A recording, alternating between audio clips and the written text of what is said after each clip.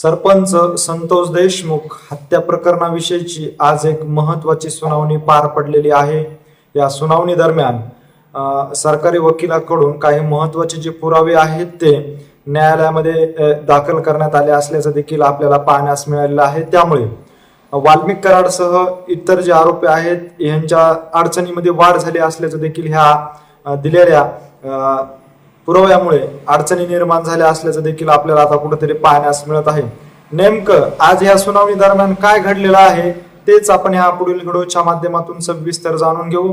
तर नमस्कार मंडळी, केज तालुक्यातील मस्साजोगचे सरपंच संतोष देशमुख यांच्या हत्या प्रकरणाला आता जवळपास 1 वर्ष उलटून गेलेले आहे। या हत्या प्रकरणाअंतर्गत आरोपी असलेले वाल्मिक कराडसह काही इतर आरोपी जे आहेत ते सध्या अटकेमध्ये असून या प्रकरणाविषयीची आज जिल्हा सत्र न्यायालयामध्ये एक महत्त्वाची सुनावणी पार पडलेली आहे। या सुनावणी दरम्यान सरकारी वकिलाकडून न्यायालयासमोर काही महत्त्वाचे पुरावे सादर करण्यात आलेले आहेत। जे डिजिटल पुरावे आहेत ते आता न्यायालयापुढे सरकारी वकिलामार्फत देण्यात आलेले आहेत। यामध्ये प्रामुख्याने पाहिलं तर वाल्मिक कराड यांनी आवदा कंपनी विषयी जो खंडणीचा विषय आहे त्याविषयी संभाषण झाल्याचं जे आहे त्या देखील ऑडिओ क्लिप ज्या आहेत त्या देखील सादर करण्यात आलेल्या आहेत। याचबरोबर संतोष देशमुख यांना मारहाण करीत असतानाचे काही जे व्हिडिओ आहेत ते देखील जे व्हिडिओ आहेत ते सरकारी वकिलाकडून न्यायालयामध्ये सादर करण्यात आलेले आहेत। त्यामुळे आता वाल्मिक कराड, विष्णू चाटे, सुदर्शन घुलेसह इतर आरोपी जे आहेत त्यांच्या अडचणीमध्ये वाढ होणार असल्याचं देखील आता या दिलेल्या पुराव्यामुळे आता समोर येत असल्याचं पाहण्यास मिळत आहे। संतोष देशमुख हत्या प्रकरण पाहिलं तर 1 वर्ष लोटलेले आहेत। या हत्या प्रकरणाच्या नंतर मोकोका कायद्याअंतर्गत वाल्मिक कराड, विष्णू चाटे, सुदर्शन घुलेसह इतर तिघांना अटक करण्यात आली। यांना सध्या विष्णू चाटे जे आहेत ते इतर कारागृहामध्ये आहेत, तर वाल्मिक कराडसह काही जे आरोपी आहेत ते बीड या ठिकाणच्या कारागृहामध्ये असल्याचं आपल्याला पाहण्यास मिळालेलं आहे।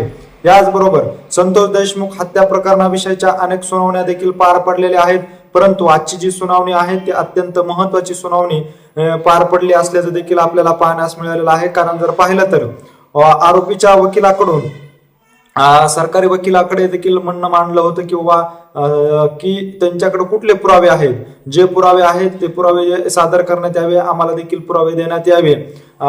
त्या मागणीनंतर आज बीड जिल्हा सत्र न्यायालयामध्ये महत्त्वाची सुनावणी पार पडली आणि ह्या सुनावणी दरम्यान सरकारी वकिलाकडून न्यायालयामध्ये हे जी डिजिटल पुरावे आहेत ते सादर करण्यात आलेले आहेत। त्यामुळे आता वाल्मिक कराड, विष्णू चाटे, सुदर्शन घुलेसह इतर आरोपींचा जो कोठडीतला मुक्काम आहे तो अधिकच ह्यामध्ये वाढ होणार असल्याचं देखील आपल्याला आज पार पडलेल्या सुनावणीमध्ये पाहण्यास मिळालेलं आहे।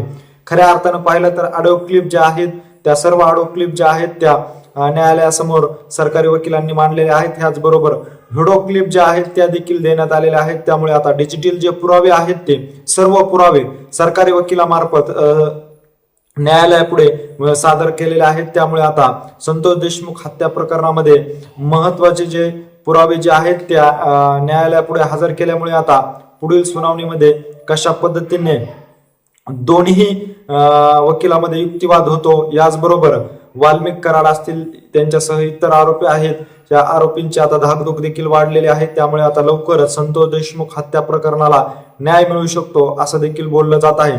एकंदरीत ह्या सर्व घडामोडीविषयी नेमकं तुम्हाला काय वाटतंय हे आम्हाला आमच्या कमेंट बॉक्समध्ये नक्की कळवा।